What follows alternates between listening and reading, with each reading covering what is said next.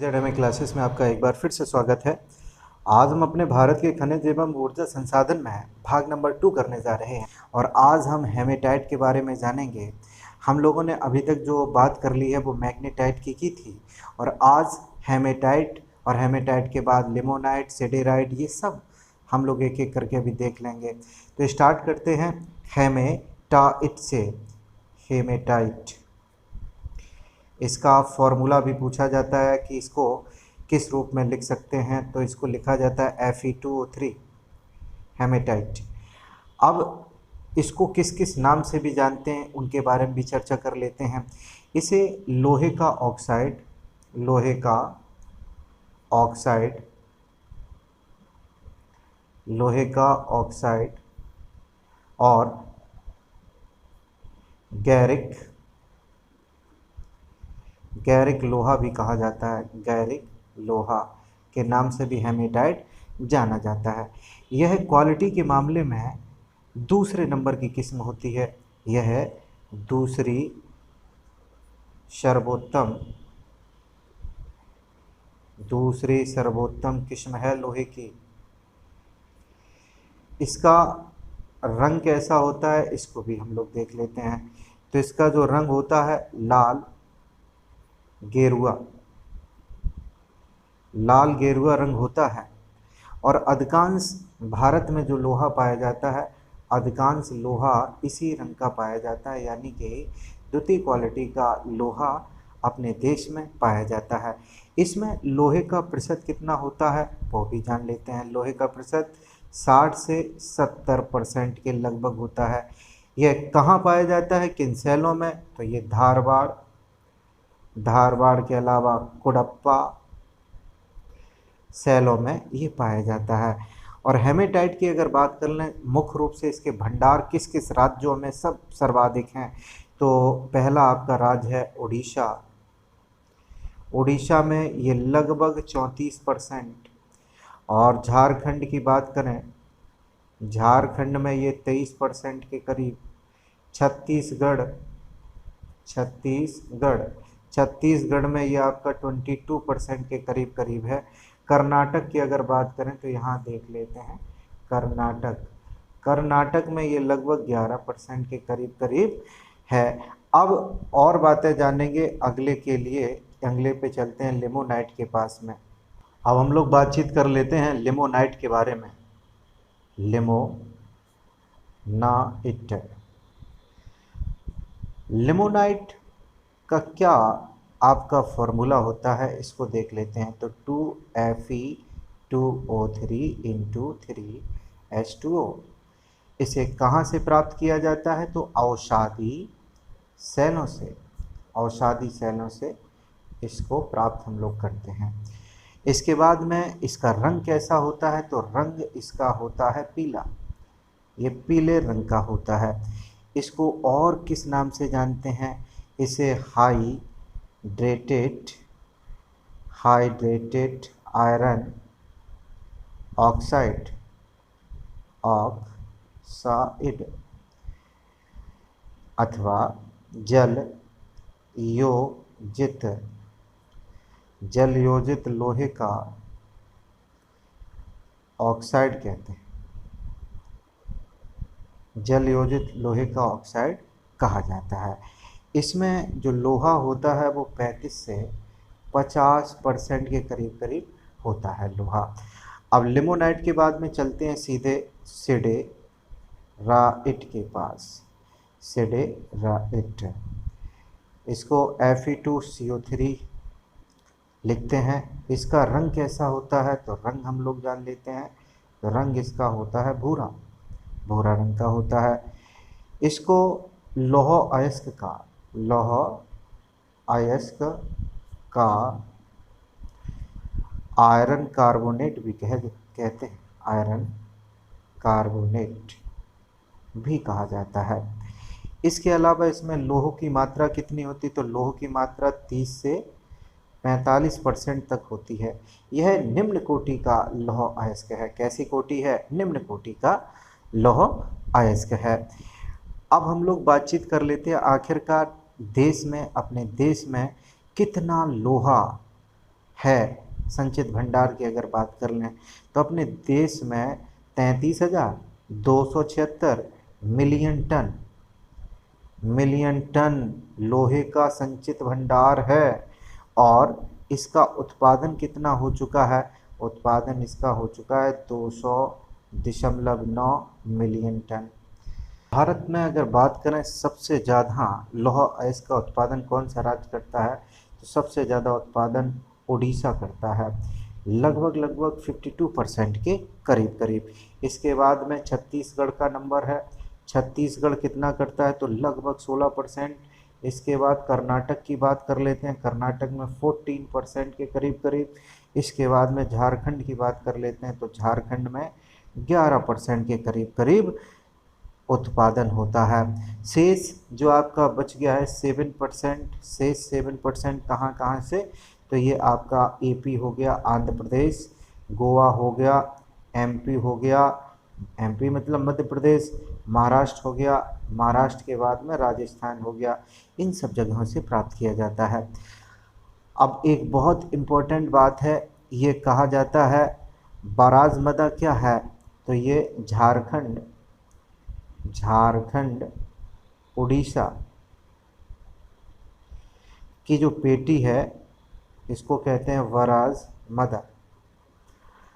और इसके अलावा एक और क्षेत्र है, इसका नाम आपका है गुरु महिसानी बादाम क्षेत्र। बादाम क्षेत्र में क्या खास है, तो यहाँ से हेमेटाइट प्राप्त होता है। और भी बहुत सारी बातें हैं। उड़ीसा की जगह है, इसका नाम मयूरभंज है। तो उड़ीसा में अभी हमने आपको बताया था, उड़ीसा में जगह है मयूरभंज। आपने कई बार सुना होगा मयूरभंज किसके लिए प्रसिद्ध है, तो यहाँ लौह अयस्क भी पाया जाता है। मयूरभंज डिस्ट्रिक्ट में क्या है, कौन सी जगह है, तो जगह का नाम है गुरु महिसानी। और इसके अलावा दूसरी है सुलेपत तथा बादाम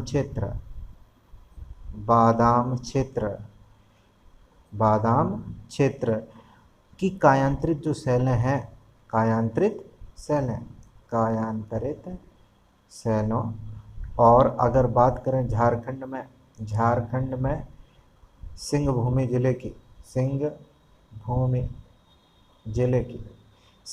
जिले में क्या खास है, तो सिंहभूमि जिला में और उड़ीसा में मयूरभंज हो गया, क्योंझर हो गया, सुंदरगढ़, ये ज़िले हैं। यहाँ से प्रमुख रूप से कौन कौन, सिंहभूमि जिला हो गया उड़ीसा में। अगर बात करें तो उड़ीसा में आपका क्योंझर के अलावा आपका सुंदरगढ़, ये किस लिए प्रसिद्ध है, तो ये लौह अयस्क के लिए खूब प्रसिद्ध हैं। इसके अलावा और भी बहुत सारे हैं, उनको एक एक करके हम लोग जान लेते हैं। इसके अलावा आप जानते हैं छत्तीसगढ़ का क्षेत्र है, जिसको बैलाडिला क्षेत्र भी कहा जाता है। यहाँ से हेमेटाइट के 14 निक्षेपों की खोज हुई है, 14 निक्षेप यहाँ से प्राप्त हुए हैं। तो आपका बैलाडिला क्षेत्र से हेमेटाइट के 14 निक्षेप मिले हैं। तो आगे हम लोग जान लेते हैं पूर्वी महाराष्ट्र के चंद्रपुर जिले में क्या खास बात है, यहाँ क्या मिल गया, तो यहाँ मिले थे 66 लोहांश। कहाँ मिले थे, तो महाराष्ट्र के चंद्रपुर जिले में। ये आपसे क्षेत्र पूछे जाएंगे, पूछेगा कि बताइए चंद्रपुर जिला किस लिए प्रसिद्ध है, तो आप बता देंगे कि ये लौह अयस्क से संबंधित है। कर्नाटक राज्य में ऐसे भी क्वेश्चन पूछा जाएगा आपसे, कर्नाटक राज्य में बेल्लारी हासपेट क्षेत्र किस से संबंधित है, ऑप्शन आपको दे देगा, सोने से संबंधित है, हीरे से संबंधित है, इस प्रकार से क्वेश्चन पूछे जाते हैं। तो बेल्लारी जो हासपेट क्षेत्र है वो आप समझ गए, लौह अयस्क की बात हो रही है, ये है कहाँ का, तो ये कर्नाटक का है, कर्नाटक का। इसके बाद में यहाँ कुछ पहाड़ियाँ प्रसिद्ध हैं बेल्लारी हासपेट क्षेत्र में। उन पहाड़ियों का नाम भी आपसे पूछा जा सकता है। इन पहाड़ियों को हम सुंदर पहाड़ियों के नाम से जानते हैं, सुंदर पहाड़ियों के नाम से। इसी प्रकार से एक और क्वेश्चन आपसे पूछा जा सकता है, चिकमंगलूर। चिकमंगलूर जो जगह है उसमें, चिकमंगलूर क्या है, एक ज़िला है, ज़िले में पहाड़ियाँ आपकी हैं, इनका नाम है बाबा बूदन। बाबा बूदन की पहाड़ियाँ किसके लिए प्रसिद्ध हैं? तो आप कहेंगे हेमेटाइट। हेमेटाइट क्या, हेमेटाइट में तो लोहा के है, हेमेटाइट लोहा के लिए ये बाबा बूदन की पहाड़ियाँ प्रसिद्ध है। आंध्र प्रदेश के कुछ क्षेत्रों को जान लेते हैं जहाँ पे बड़ी मात्रा में आपका लोहा इस्क मिलता है। तो ये आंध्र प्रदेश के क्षेत्र है। पहला आपका रहा खम्मम, अनंतपुर, अनंतपुर। अगला है आपका कृष्णा, कोडप्पा, कोडप्पा, नेल्लौर, नेल्लौर। ये आपके ज़िले रहे, ये आपकी जगह रही जहाँ जहाँ आंध्र प्रदेश में बड़ी मात्रा में आपका लोहा पाया जाता है। और अगर हम बात करें क्या राजस्थान में लोहा पाया जाता है? हाँ, थोड़ी मात्रा में राजस्थान हो, राजस्थान के अलावा हिमाचल प्रदेश हो, आपका आसाम हो, पंजाब हो, पंजाब में भी मिलता है अपने उत्तर प्रदेश में, और साथ साथ में जम्मू एंड कश्मीर में भी ये हेमेटाइट लोहा की मात्रा पाई जाती है। इसके बाद में हम लोग बात करेंगे मैग्नीज की। अब हम लोग जान लेते हैं मैग्नीज के बारे में। मैग्नीज, मैग्नीज के बारे में जानकारी करने से पहले आपको ये बता दें कि मैग्नीज का प्रयोग कहाँ होता है, इसका प्रयोग कहाँ होता है। तो ये लौह इस्पात उद्योग में, लौह इस्पात उद्योग में कच्चे माल के रूप में इसका प्रयोग किया जाता है। कच्चे माल के रूप में इसका प्रयोग किया जाता है। यह कहाँ से प्राप्त होता है और किस प्रकार की चट्टानों से ये प्राप्त होता है? तो यह है धारवाड़, यह धारवाड़ युग की अवसादी चट्टानों में पाया जाता है। धारवाड़ युग की कैसी चट्टान है? अवसादी चट्टानों में पाया जाता है। इसकी प्राप्ति कौन कौन से अयस्कों से होती है? तो वो अयस्क हम लोग जान लेते हैं जिससे मैग्नीज हमें प्राप्त होता है। तो आपका पहला रहा मैग्नाइट, दूसरा रहा आपका पायरोलूसाइट, तीसरा आपका रहा रोडो क्रोसाइट। और बहुत सारे अयस्क होते हैं जिससे हम लोग मैग्नीज प्राप्त कर सकते हैं। ये कहाँ कहाँ आपका मिलता है मैग्नीज, उन क्षेत्रों के बारे में देख लेते हैं। तो उड़ीसा में, उड़ीसा में क्योंझर, क्योंझर के अलावा आपका मयूरभंज, मयूरभंज, यहाँ भी आपका मैग्नीज प्राप्त होता है। इसके अलावा अगर एमपी की अगर बात करें तो मध्य प्रदेश में बालाघाट, बालाघाट, बालाघाट के अलावा छिंदवाड़ा, छिंदवाड़ा में प्राप्त होता है। अब चलते हैं सीधे महाराष्ट्र की तरफ। महाराष्ट्र के कौन कौन से क्षेत्र हैं उनको देख लेते हैं। नागपुर व भंडारा, इन क्षेत्रों में ये मैग्नीज पाया जाता है। गुजरात में देख लेते हैं तो गुजरात में आपका पंचमहल, गुजरात में कौन? पंचमहल। आंध्र प्रदेश की तरफ चलते हैं तो आंध्र प्रदेश में विशाखापत्तनम, विशाखापत्तनम, विशाखापट्टनम हम लोग कहते हैं। और एक और जगह है, इसका नाम है श्रीकाकुलम, श्रीकाकुलम में भी ये पाया जाता है। झारखंड की तरफ चलते हैं तो झारखंड में सिंह भूमि, झारखंड में सिंह भूमि। राजस्थान की अगर बात करें तो राजस्थान में उदयपुर, राजस्थान में उदयपुर, बांसवाड़ा, बांसवाड़ा। और गोवा में अगर बात करें तो गोवा, गोवा में मैग्नीज के भंडार पाए जाते हैं। गुआम भी मैग्नीज के भंडार पाए जाते हैं। अब मैग्नीज भंडार में कौन कौन से राज्य आपके अग्रणी हैं उनको देख लेते हैं, और इसके बाद में भंडार के बाद में उत्पादक देख लेते हैं, दोनों को अभी हम लोग देखेंगे। मैग्नीज भंडार में, मैग्नीज भंडार में कौन कौन से राज्य आपके अग्रणी हैं उनको देख लेते हैं। तो उड़ीसा में सबसे ज़्यादा मैग्नीज का भंडार पाया जाता है। तो आपका पहला क्षेत्र कौन सा रहा? उड़ीसा। उड़ीसा में लगभग 44% के करीब करीब मैग्नीज के भंडार उपस्थित हैं। दूसरा आपका रहा कर्नाटक, और कर्नाटक में लगभग 22% के करीब। तीसरा आपका मध्य प्रदेश रहा, इसमें आपका 12% के करीब करीब। इसके बाद में महाराष्ट्र, और यही बात कर लेते हैं गोवा की, करीब करीब 7% के करीब करीब।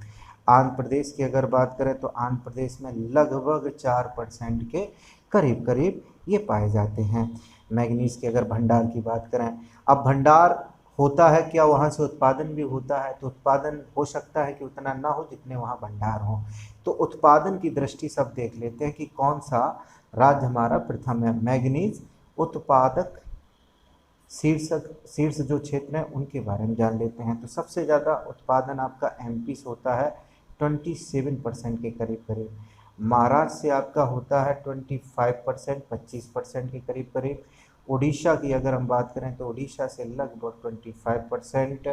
अब आंध्र प्रदेश, गुजरात, झारखंड की बात कर लें तो यहाँ से आपका 23%। और भी राज्य आपके हैं इसी 23% में आपका शामिल है कर्नाटक, राजस्थान, और इसके अलावा तेलंगाना।